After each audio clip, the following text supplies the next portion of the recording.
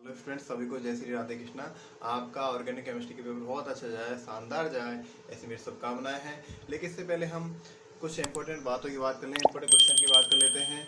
Important बात पहले तो है, आप कॉपी में कोई भी आंसर लिखते समय, कोई भी रिएक्शन लिखते समय काट छाट नहीं करें, बिल्कुल भी नहीं करें। आपने जो लिख दिया वो सही है, इस बात का ध्यान रखें। हाँ, आपको पता लगा है क्वेश्चन मेरा गलत हो गया, आंसर गलत हो गया, क्वेश्चन का आंसर गलत है, तो आप उसका ये कर सकते हैं, उसे काटे नहीं, उसमें ये लिख दें सर इस का सही आंसर फलाने पेज पर है या नेक्स्ट पेज पर है या इस पेज पर है, इससे लिख दें। और आप काटे नहीं, काटने से क्या इंप्रेशन अच्छा नहीं जाता है, ठीक है। और आज के कुछ इंपॉर्टेंट क्वेश्चन एग्जाम रोज के रूप में मैं आपके लिए आया हूँ। चलें यूनिट फर्स्ट में देखिए, अब क्या करना है। यूनिट फर्स्ट में सबसे इम्पोर्टेंट है हाइब्रिडाइजेशन, पढ़ लो आप। हाइब्रिडाइजेशन यहाँ पर कार्बन का है और sp2 sp3 ये पूछा जाएगा। सिर्फ कार्बन से रिलेटेड हाइब्रिडाइजेशन यहाँ पूछा जाएगा, और इससे रिलेटेड यहाँ पर आकृति या शेप पूछी जाती है, ध्यान रखना है ना। और इसके बॉन्ड एंगल वगैरह पूछे जाएंगे, ठीक है। और इसके बाद हम बात करें bond energy, bond strength. Bond energy या बॉन्ड स्ट्रेंथ, बंध ऊर्जा या बंध सामर्थ्य। आप इससे रिलेटेड देखो, ऊर्जा का बढ़ता क्रम घटता क्रम, इस हिसाब से यहाँ पे क्वेश्चन आता है, ध्यान रखें।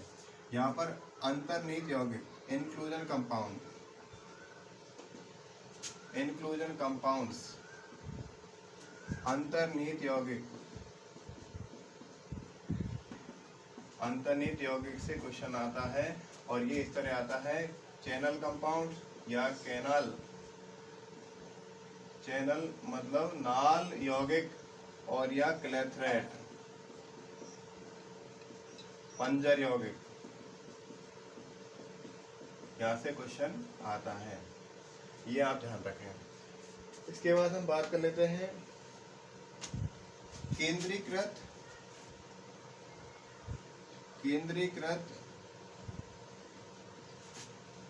मतलब लोकेलाइज्ड एंड विकेंद्रीकृत को बोलते हैं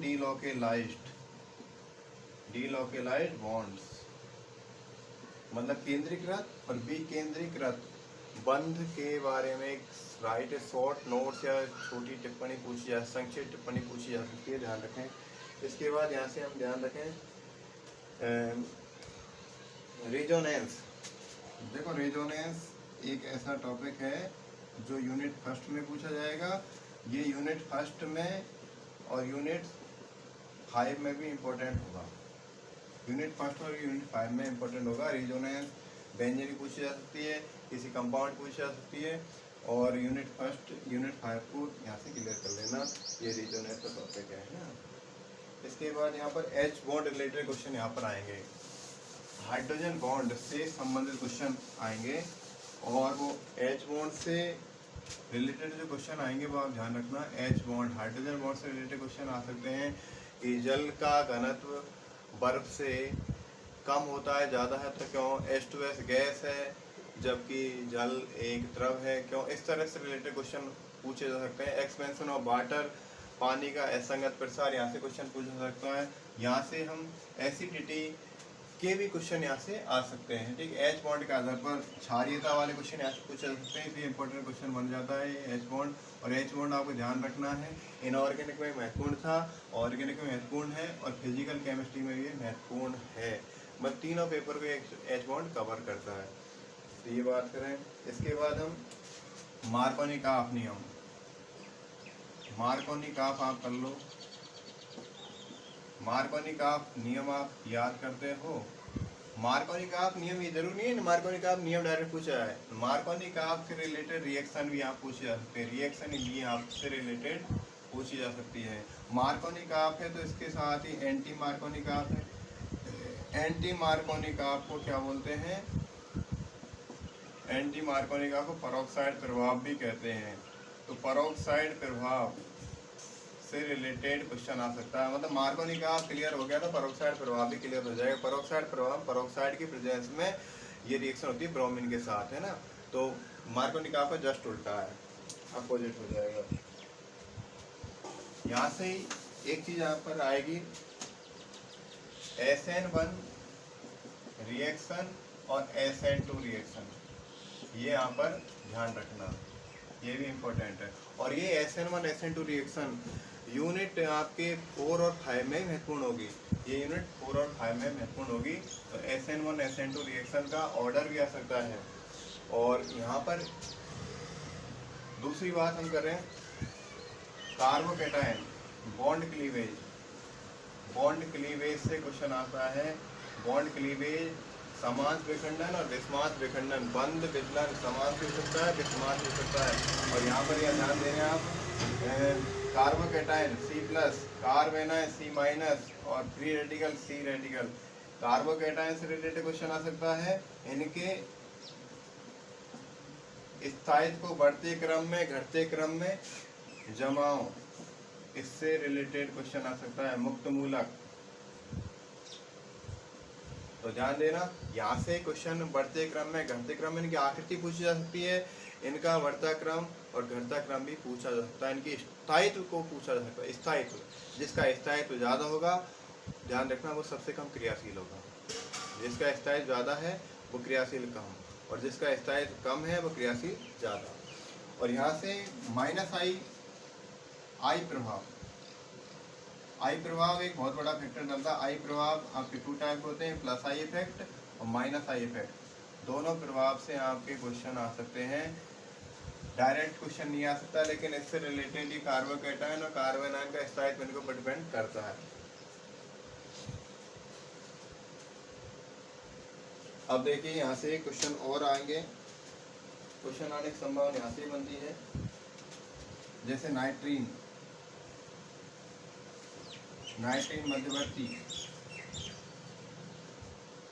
देखो नाइट्रीन मध्यवर्ती, कार्बोकैटायन मध्यवर्ती, कार्बेनायन मध्यवर्ती, कार्बमुक्त मूलक मध्यवर्ती, यहाँ से क्वेश्चन आते हैं। कार्बीन मध्यवर्ती,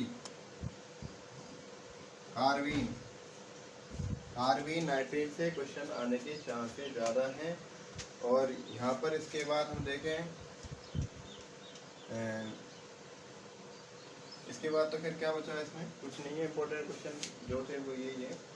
हाँ, ये हो सकता है ट्रांजिशन स्टेट वर्सेज मध्यवर्ती, इंटरमीडिएट, संक्रमण अवस्था और मध्यवर्ती से क्वेश्चन यहाँ पर पूछे जा सकते हैं। संक्रमण अवस्था और मध्यवर्ती क्वेश्चन यहाँ पर, ट्रांजिशन स्टेट, संक्रमण अवस्था वर्सेज मतलब संक्रमण अवस्था मध्यवर्ती क्या अंतर है, क्वेश्चन यहाँ से पूछा जा सकता है। ये क्वेश्चन यूनिट 5, 4 और 5 में भी इम्पोर्टेंट है, इस बात को ध्यान रखें। यूनिट 4 और 5 में भी ये क्वेश्चन महत्वपूर्ण है। हाँ, इसके बाद हम बात कर रहे हैं यूनिट सेकंड की। अब हम बात कर लेते हैं यूनिट सेकंड की। यूनिट सेकंड आपको पता है स्टीरियोकेमिस्ट्री है।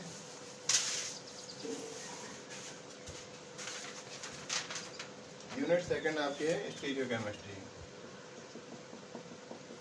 यूनिट सेकंड है स्टीरियोकेमिस्ट्री, मतलब 13वें रसायन विज्ञान। और 13वें रसायन विज्ञान में ध्यान रखना, सममिति के तत्व, सममिति तत्व से क्वेश्चन यहाँ पर आ सकता है। Element of symmetry, elements of symmetry question पूछा जा सकता है। बिल्कुल बड़ा क्वेश्चन आ सकता है, 5 नंबर में 3 नंबर का क्वेश्चन पूछा जा सकता है, ध्यान रखना। क्रेलता,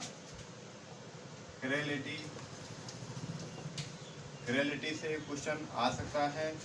और क्रेलिटी के साथ स्टीरियोजेनिक सेंटर, मध्यवर्ती केंद्र से क्वेश्चन यहाँ पर पूछा जा सकता है। और 13वें केंद्र आ गया तो ध्यान रखना, एनेंसियमर या प्रतिबिंब रूप, प्रतिबिंब रूप को बोलते हैं एनेंसियमर। एनेंसियमर क्वेश्चन आता है तो यहाँ पर विब्रिम समावेश, विब्रिम रूप भी आता है, विब्रिम। एनेंसियमर याद हो गया तो विब्रिम भी याद हो जाएगा। विब्रिम बोलते हैं डाइस्टीरियो आइसोमर, डाइस्टीरियो आइसोमर, यहाँ से क्वेश्चन आ सकते हैं। और इसके बाद इसी में देखो आप, बहुत ही इंपॉर्टेंट टॉपिक है trio erythro, trio and erythro. रूप से क्वेश्चन आ सकते हैं। थ्रियो तथा एरिथ्रो से क्वेश्चन पूछे जा सकते हैं। ये direct short note side right comments संक्षिप्त टिप्पणी पूछी जा सकती है यहाँ से। नामकरण पद्धतियों में ध्यान रखना, यहाँ पर नामकरण पद्धति इंपॉर्टेंट है, आएंगी डेफिनेट आएंगी। और यहाँ पर नोमेनक्लेचर पद्धति डीएल पद्धति नामकरण में, नामकरण की डीएल पद्धति, आरएस पद्धति, आरएस टर्म से क्वेश्चन आएगा। और यहाँ पर एक पद्धति है ईजेड टर्म, एंटजीजन और जूसामीन, और सिनिस्टर और रेक्टस, ध्यान रखना ये आर का रेक्टस और एस का सिनिस्टर। और cis and trans, cis trans से क्वेश्चन, सिन और एंटी, इनसे क्वेश्चन आने के प्रबल चांसेज बन जाते हैं आपके। और यहाँ पर एक बात है, बाल्टन प्रतिपन,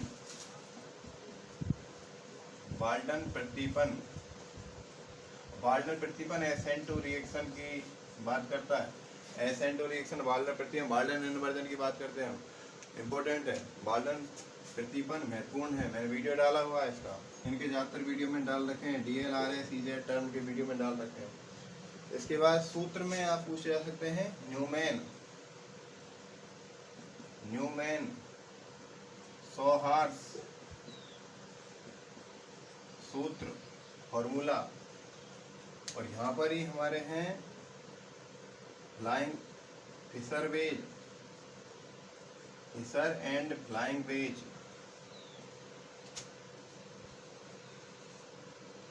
ओडन सूत्र, ओडन वेज बोलते हैं इसको, ओडन वेज, फिशर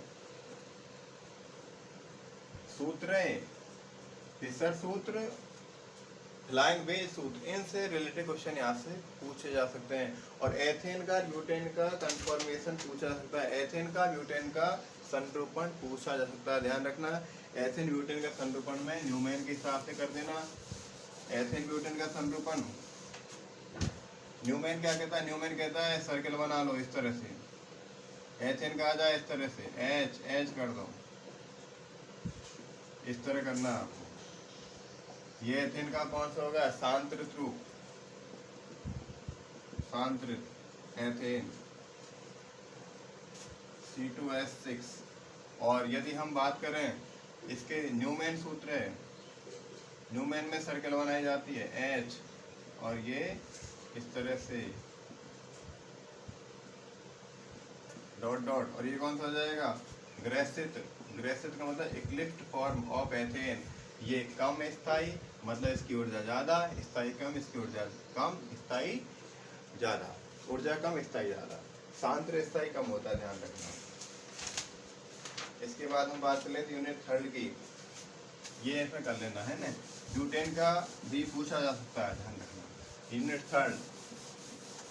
यूनिट थर्ड और फर्स्ट थोड़ी सिमिलर है, ज़्यादा कोई ज़्यादा वो नहीं है। यूनिट थर्ड में देखना आप, यूनिट थर्ड में आपके एल्केन, साइक्लोएल्केन आदि रिलेटेड यहाँ पर यूनिट में है। IUPAC नेम ध्यान रखें, IUPAC नेम सबका ही पूछा जा सकता है, IUPAC नेम। इसके बाद यहाँ पर है आपके एल्किल ग्रुप,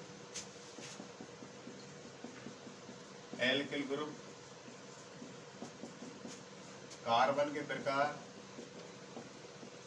ये इजी टॉपिक है, और इजी को ज्यादा पढ़े, टफ को कम पढ़े, इजी को ज्यादा पढ़े, ध्यान रखना। फिर यहाँ पर रिएक्शन है कुछ, नेम रिएक्शन में आप ध्यान रखना, यहाँ पर कोरे हाउस बहुत महत्वपूर्ण है।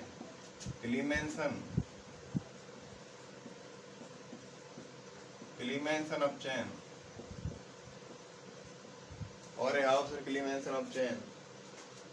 और कॉलवे रिएक्शन, कॉल्बे रिएक्शन के बाद यहाँ पर एक रिएक्शन और इम्पोर्टेंट है, पर्किन। कॉल्बे के बाद पर्किन साइक्लोहेक्सेन एल्केन बनाने की पर्किन विधि। फ्यूंड विधि। विस्लीसेनस साइक्लोएल्केन बनाने की पर्किन विधि, फ्यूंड विधि, विस्लीसेनस, थॉर्प-ज़िगलर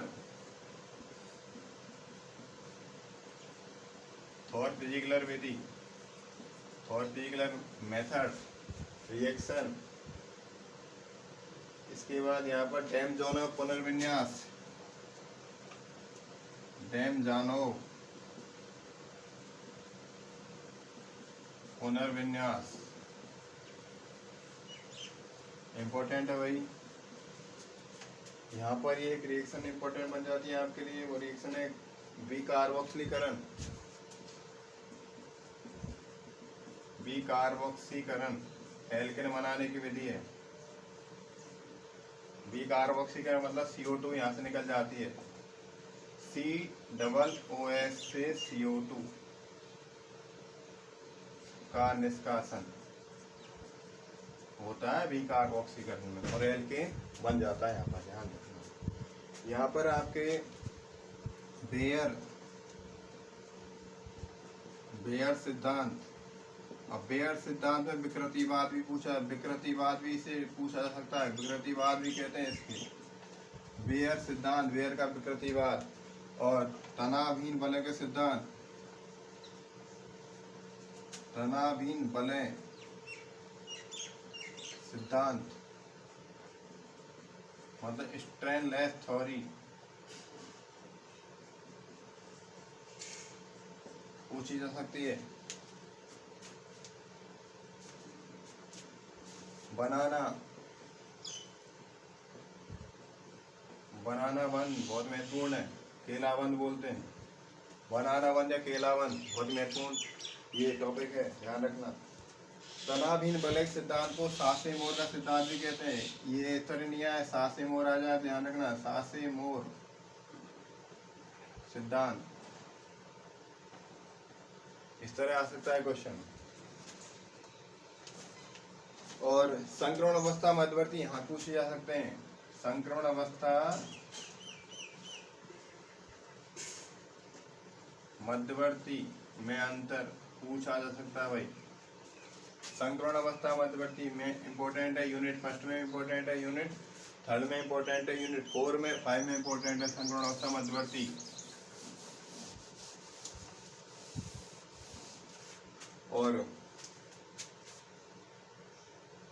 ऊष्माक्षेपी, ऊष्माशोषी डायग्राम, ऊर्जा आरेख, और इसी के साथ साथ सक्रियण ऊर्जा। सक्रियण ऊर्जा मतलब EACT। और ये देखिए, ये दोनों है यूनिट फर्स्ट में महत्वपूर्ण है, यूनिट सेकंड में महत्वपूर्ण, थर्ड में महत्वपूर्ण है, यूनिट 4 और यूनिट 5 सब में कवर करता है, इसलिए महत्वपूर्ण बन जाता है।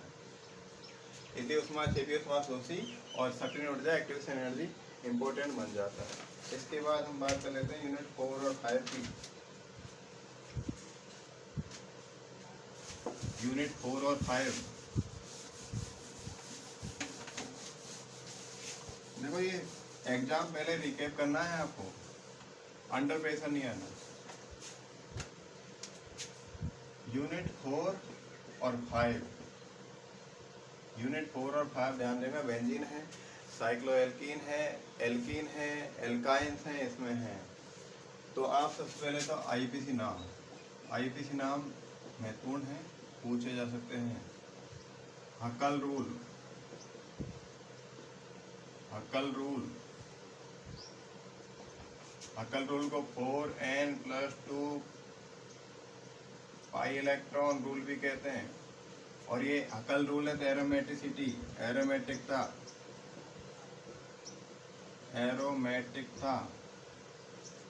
से रिलेटेड क्वेश्चन आ सकते हैं भैया ना। इसके बाद यहाँ पर BHC बेंजीन हेक्साक्लोराइड से रिलेटेड क्वेश्चन, बेंजीन हेक्साक्लोराइड ये किस में आ जाएंगे, पॉली हेलोजन में आ जाएंगे। बेंजीन हेक्साक्लोराइड DDT, मैं दोनों का वीडियो बना चुका हूँ मैं, DDT है, DDT पॉली बेंजीन हेक्साक्लोराइड। यहाँ पर देखो पॉली हेलोजन में, पॉली हेलोजन यौगिक, पॉली हेलोजन यौगिक में क्लोरोफॉर CaCl3 क्लोरोफॉर का फॉर्मूला, और CCl4 कार्बन टेट्राक्लोराइड ये पूछे जा सकते हैं। CCl4 क्लोरोफॉर्म से क्वेश्चन आ सकता है कि क्लोरोफॉर्म को कलरफुल बोतल में क्यों रखते हैं, क्या कारण है। क्लोरोफॉर्म की दवाई है क्लोरीटॉन, क्लोरीटॉन निद्राकारी होती है। CCl4 और हेलोफॉर्म रिएक्शन इससे रिलेटेड है, हेलोफॉर्म अभिक्रिया, हेलोफॉर्म रिएक्शन यहाँ से इम्पोर्टेंट बन जाती है। फ्रेओन यहाँ पर आ जाएंगे, फिर फ्रेओन, फ्रेओन का वीडियो मैंने डाल रखा, फ्रेओन्स, फ्रेओन पूछे जा सकते हैं यहाँ से, यहाँ से। फिर इसके बाद है वाइनिल एंड एलिलिक हैलाइड, बहुत ही महत्वपूर्ण है, मैंने वीडियो भी डाल रखा है। Gem di halide, gem di halide and vicinal di halide, यहाँ से क्वेश्चन आते हैं और बहुत सीधे हैं। जेम डाई हैलाइड मतलब एक कार्बन दो हेलोजन जुड़े हों, और डिसिनल डाई हैलाइड समीपवर्ती दो कार्बन पर दो हेलोजन एक एक पर जुड़े हों, डिसिनल डाई हैलाइड होता है। अब ध्यान देने वाली बात है, बहुत सीरियस टॉपिक है, बहुत इजी टॉपिक है, ज़्यादा पढ़े अच्छे पढ़े, मैंने वीडियो दोनों के डाल रखे। इसके बाद यहाँ पर कुछ रिएक्शंस हैं, कुछ रिएक्शन आप देख लेना, और वो रिएक्शन है, रिएक्शंस हैं यहाँ पर आपकी उल्मान, उल्मान अभिक्रिया, birch reduction, birch of chain, racing, racing प्रक्रम, डाउ प्रक्रम, इनके वीडियो में डाल रखे हैं और पढ़ाए हुए हैं।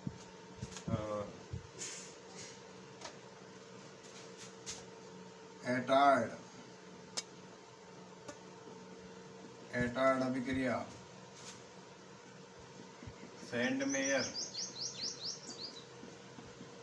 अब अभिक्रिया नहीं है, डायरेक्ट पूछी जाए अभिक्रिया, अभिक्रिया से रिलेटेड रिएक्शन आ सकती है, आधी दूरी आप पूरी करनी है, अभिक्रिया आपको याद है, कोई प्रॉब्लम नहीं आएगी। सैंडमेयर अभिक्रिया, अब बोर्ज अभिक्रिया, बोर्ज, बोर्ज फिटेग, फिटेग,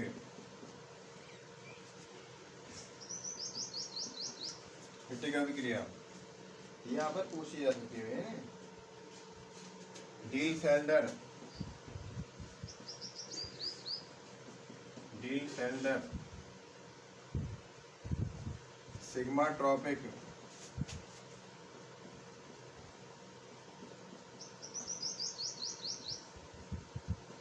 ये रिएक्शन इंपॉर्टेंट है, बहुत महत्वपूर्ण अभिक्रिया से क्वेश्चन आते हैं। कुछ कैटेलिस्ट है यहाँ पर, बहुलकीकरण, बताइए बहुलकीकरण पूछा जाएगा। पॉलीमेराइजेशन, पॉलीमेराइजेशन में ध्यान रखना, बहुलकीकरण में बहुत सीधा है टॉपिक और आपके लिए बहुत अच्छा है। रबर, रबर में प्राकृतिक रबर आ जाएगा,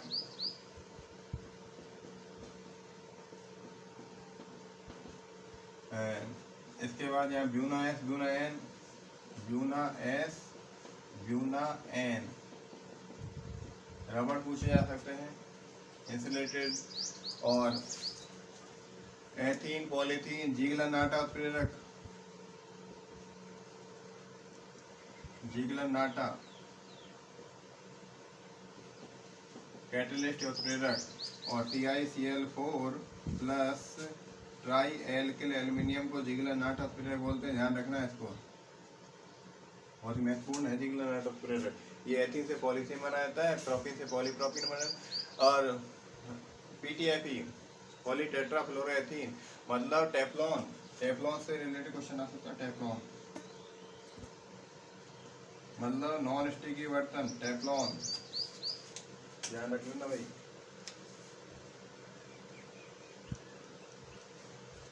ये एक अभिक्रिया आपके हीट सेंटर हो गया। इसके बाद आपके थोड़ा सा इसमें और 4-5 मिनट की बात कर रहे हैं। रिलेश अभिक्रिया, रिलेश अभिक्रिया, रिलेश अभिक्रिया मतलब एपॉक्सीकरण। एपॉक्सीकरण पूछा जाए तो अभिक्रिया को लिख देनी है। एपॉक्साइड बनेंगे, एपॉक्साइड बनेंगे। और यहाँ पर ऑर्थो पैरा मेटा निर्धारण नियम यदि आ जाए तो आप हेमिक इलिंगवर्थ लिख देना। हेमिक इलिंगवर्थ नियम महत्वपूर्ण है।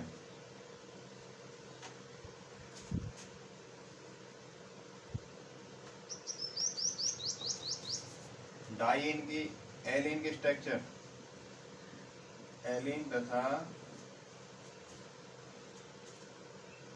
ब्यूटाडाइन की स्ट्रक्चर।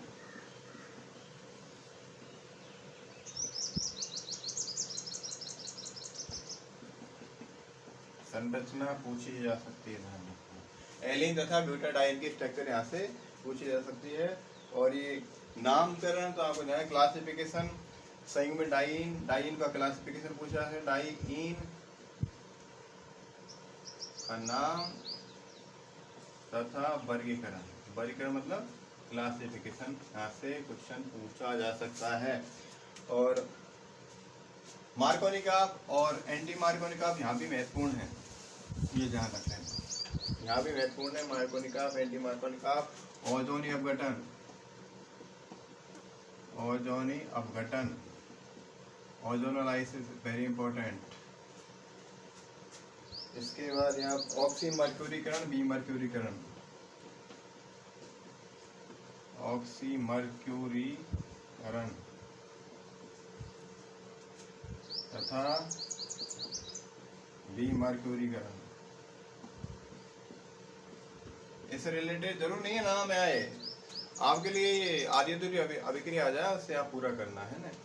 और एल्काइन की अम्लीयता, एसिडिटी ऑफ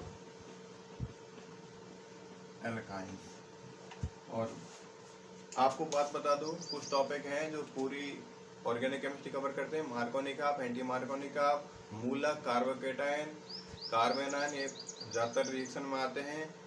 वर्णात्मकता पूछी, रेडियो सेलेक्टिविटी पूछी जा सकती है, ध्यान देना। और सेटजेफ नियम, सेटजेफ नियम वेरी इंपॉर्टेंट, सेटजेफ नियम, सेटजेफ नियम बहुत इंपॉर्टेंट है। आप अच्छे ढंग से एग्जाम दें, बहुत बढ़िया ढंग से पेपर में कॉन्फिडेंस लेवल दर्शाएं। आप होपलेस ना हो, आप अंडर प्रेशर ना जाएं। पहले आप पेपर को अच्छे ढंग तसल्ली से देख लें एक बार, उसके बाद लिखना स्टार्ट, लिखोगे, लिखते चले जाओगे, बहुत अच्छा पेपर जाएगा। बेस्ट ऑफ लक, शुभकामनाएं। मिलते हैं आपकी प्रोग्रेस के साथ।